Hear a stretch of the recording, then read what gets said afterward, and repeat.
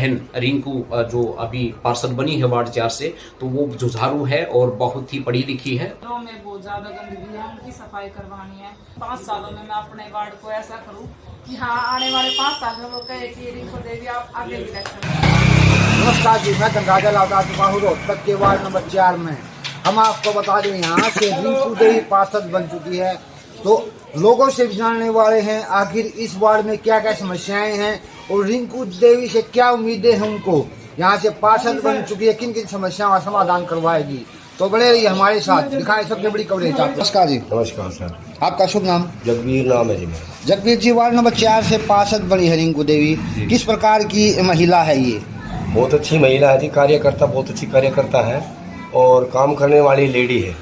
ये नहीं है कि कोई काम रुक जाएगा, उसको काम को रोकने वाली नहीं है लेडी। आपके वार्ड में क्या क्या समस्याएं हैं? हमारे वार्ड में सिर्फ एक तो पानी की समस्या ज़्यादा है जी, पानी बहुत कम आता है और क्लियर नहीं आता। और फिर दूसरे सीवरेज वगैरह का जो भी काम होगा ना, हम करवा लेंगे काम अपना, इनसे उम्मीदें हैं हमने इनसे। पूरे वार्ड को सबसे सुंदर वार्ड बना देगी। हाँ जी। आपके वार्ड में क्या क्या समस्याएं हैं? हमारे वार्ड के अंदर यही समस्या है भाई, इसकी पानी की सबसे गंदा पानी आ रहा है और सीवर आज तक नहीं अच्छी तरीके से मतलब सफाई नहीं हुई सीवरों की, नो गंदे पड़े हैं। और नाली है जो नाली के अंदर भी बहुत समस्या रहा रुकी रहा है, कोई सफाई नहीं रहती। जमा मोहल्ले के अंदर बहुत ज़्यादा गंदगी फैली रहा है। एक बार कार्ड भी गए तो खदे महीने में 10 दिन में वो गंद में पड़ा रहा है। यहाँ से रिंकू देवी पार्षद बनी तो क्या उम्मीदें हैं? हमें इनसे बहुत ज़्यादा उम्मीदें हैं, पढ़ी लिखी है, लड़की है, बहुत अच्छी है, हमारी बेटी है। हमें पूरी इनसे पूरी उम्मीद है कि ये हमारी समस्याएं हल करेंगे। आपके वार्ड में पार्क भी है? पार्क भी है हमारे पास, उसमें वार्ड में साथ में लगता है। किस प्रकार का है उसमें? कोई उसमें भी सारी कमियां हैं। क्या क्या कमियां हैं उसमें? उसके अंदर ना तो पानी, घास खत्म हो रहा है कति बिल्कुल। क्रिकेट वाले क्रिकेट खेल ले जा हैं, बित्ती डंडा खेल ले जा हैं, और कोई किमें करो, कोई सबकी छूट अंधेर नगरी चौपट राज है। तो नमस्कार जी। नमस्कार जी। आपका शुभ नाम जी? मेरा नाम जी रमेश कुमार है। क्या कहना चाहोगे, यहाँ से पार्षद रिंकू देवी बनी है, क्या उम्मीदें हैं आप लोग? सर, हमारे मोहल्ले से जो रिंकू देवी उठी है, हमें इससे उम्मीद है कि ये अच्छा काम करेगी हमारे मोहल्ले में। ये पहले काफ़ी उम्मीद आए, उससे कोई सुनाई नहीं करी उन्होंने। बाकी हमने इसकी उम्मीद है कि हमारे मोहल्ला अच्छा काम करेगी, पूरा वार्ड को चमका देगी। पूरे वार्ड को चमकाएगी। बाकी हमारे में कई कमियाँ हैं मोहल्ले हमारे में, पानी की गंदा पानी आ रहा है, लाइट की समस्या है। बाकी हम सुधार करवाएंगे इसे, उम्मीद है हमारे को कंपनी की काम अच्छा करेगी। तो वार्ड नंबर 4 जो है सबसे पिछड़ा इलाका है, सबसे मतलब जो माननीय नरेंद्र मोदी जी अंत्योदय का जो मिशन लेकर चले गए हैं, तो मैं कहता हूं कि साक्षात रूप में अंत्योदय की सबसे बड़ी श्रृंखला जो है वार्ड 4 में बैठी है, तो साक्षात उसके दर्शन कर सकते पिछड़ा होने का क्या कारण है? पिछड़ा होने का कारण यही है कि पहले उस क्षेत्र की तरफ ध्यान नहीं दिया गया, तो लोग आज चाहे गली हो, चाहे बिजली हो, चाहे पानी हो, चाहे सीवरेज हो, हर प्रकार से पीड़ित हैं, दुखी हैं।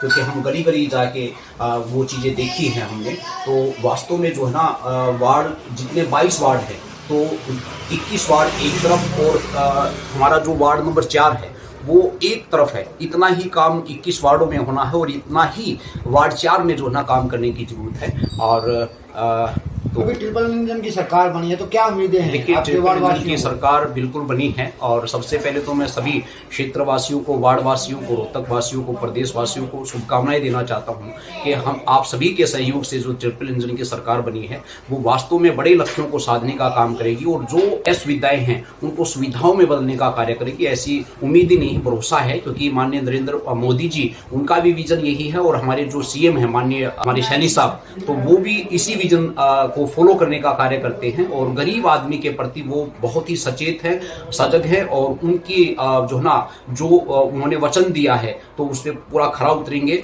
और इसी के साथ हमारी जो बहन रिंकू जो अभी पार्षद बनी है वार्ड 4 से, तो वो जुझारू है और बहुत ही पढ़ी लिखी है और आम जन के प्रति जो ना बहुत ही एक बहुत अच्छे तरीके से सोचने वाली, समझने वाली है। जिस प्रकार आपने बताया कि इस वार्ड में अनगिनत समस्याएं हैं, सबसे ज्यादा समस्याएं आपने बताई जो पिछड़ा इलाका है, जी जी। तो क्या रिंकू देवी इन 5 साल के अंदर सभी समस्याओं का समाधान कर पाएगी? बिल्कुल श्योर। देखिए, एक्चुअली क्या है कि हमारी ट्रिपल इंजन की सरकार है और सभी सरकारें जो हैं अपने क्षेत्र को लेके और क्षेत्रवासियों को लेके पूरे प्रदेश को लेके जो ना हर प्रकार से सजग है और वचनबद्ध हैं, और इसी को पूरा करने के लिए हम अपने स्तर पे भी काम करेंगे। मेयर साहब जो है बहुत ही अच्छे इंसान हैं, बहुत ही संगठनकारी हैं, तो उनके अंदर हर प्रकार का ज्ञान है और वो जनता के प्रति बहुत ही आश्वस्त हैं। तो माननीय जो हमारे मेयर साहब हैं, माननीय रामअवतार वाल्मीकि जी, और इसी के साथ हमारे जो सीएम साहब हैं, तो समूची सरकार का हम सहयोग लेके, चाहे वो हमारी स्थानीय सरकार हो,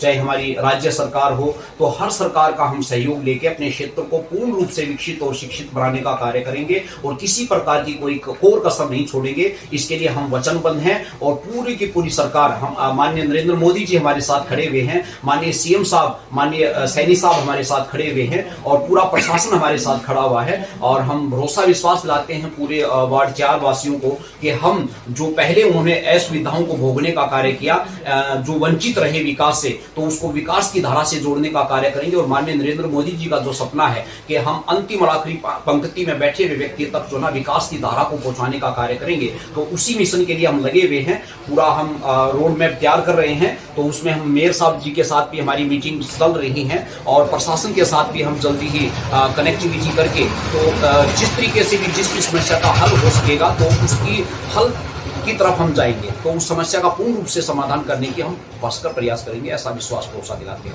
हमने लोगों से बात की है, अनगिनत समस्याएं बताई हैं और एक युवा ने भी बात की है, उसने बताया कि सबसे पिछड़ा जो वार्ड है ये वार्ड नंबर 4 बताया है उन्होंने। तो क्या वाकई ये सबसे पिछड़ा इलाका है आप लोगों का? हाँ जी सर, हमारा ये 4 वार्ड है, सबसे पिछड़ा इलाका है, जो से बाड़कनाथ कॉलोनी है, सासीवाड़ा मोहल्ला है और ये हमारी कबीर कॉलोनी है। यहाँ बहुत बुरा हाल है, मतलब जो यहाँ इंसान रह रहे हैं वो वाकई में बहुत ही पिछड़े हुए हैं। इनको अवैध बोल के इनके कॉलोनियों में कोई काम नहीं हुआ है आज तक। किसी भी वार्डवासी ने ऐसी शिकायतें रखी है, जो पूर्व में रहे हैं पार्षद, सभी के पास ये शिकायतें आई हैं जी हमारे ये गली, पानी, बिजली जो बिल्कुल जर्नल सी हैं कि भी हाँ भी ये नेचुरल सी प्रोसीजर है कि ये करना है, ये काम वार्डवासियों का, पार्षदों का हक बनता है करवाने का, पर उन्होंने बिल्कुल ही पल्ला झाड़ रखा कि अवैध कॉलोनियाँ यहाँ काम नहीं हो सकता। तो इस इलाके को, इस इलाके के लोगों का जीवन स्तर ऊंचा उठे, इसके लिए क्या करने वाली हो ताकि ये इलाका जो पिछड़ा ना रहे, जिस प्रकार लोग कह रहे हैं कि पिछड़ा इलाका है? सर मैं इसमें जन सेवा के लिए आई हूँ, मुझे भारतीय जनता पार्टी का सपोर्ट मिला है, तो मैं अपना पूरा प्रयास करूंगी जहाँ तक संभव हो उसके जिस भी विभाग का काम है, जैसे हमारे यहाँ जो कॉलोनियाँ हैं उनमें गलियाँ, सड़कें, नालियाँ, पानी जो भी है उस विभाग के पास जाके, जैसे हमारे मेयर साहब हैं रामअवतार वाल्मीकि जी, वो भी मेरा पूरा सहयोग करेंगे क्योंकि वो भी हमारे साथ वार्ड में घूमे हैं। उनको ही पता है कि पूरे 22 में से 4 वार्ड ऐसा है जिसको काम की बहुत ज़्यादा जरूरत है, नीड है इस वार्ड को काम की, और वो मेरा पूरा सहयोग करेंगे जहाँ तक संभव उसके। कोशिश रहेगी कि इन 5 सालों में मैं अपने वार्ड को ऐसा करूँ कि हाँ आने वाले 5 साल में वो कहे कि रिंकू देवी आप आगे भी रखें। सबसे पहला काम अपने वार्ड वासियों के लिए क्या करवाओगे? सर देखो, हमारे जैसे ये सोरा कोठी है, यहाँ हमारा नालियों का बहुत बुरा हाल है, सफाई कर जाते हैं 10-10 दिन तक कूड़ा पड़ा रहता है, वो सफाई करवानी है। सीवरों में बहुत ज़्यादा गंदगी है, उनकी सफाई करवानी है। हमारे गलियों में बहुत ज़्यादा दिक्कतें हैं, उनको बनवाना है सबसे पहले। स्ट्रीट लाइट जैसे हुई, पानी हुई, इनका सारा विभाग से मिलकर उनके साथ काम करना है। आपके वार्ड में शिक्षा व्यवस्था को लेकर क्या करने वाली हो? सर लाइब्रेरी हमारे वार्ड में है एक, पर वो अभी चालू नहीं हुई है, उसका कोशिश रहेगी कि उसको इस साल चालू करें। तो उसको डिजिटल लाइब्रेरी बनवा दो। हाँ जी सर, डिजिटल लाइब्रेरी। पूरे वार्ड के लिए स्वच्छता और सौंदर्यीकरण को लेकर आपके क्या प्रयास हैं? सर मेरे प्रयास यही है कि मैं अपने वार्ड को सबसे सुंदर वार्ड बना सकूं। अपने वार्ड वासियों को अपनी तरफ से क्या कहना चाहोगे?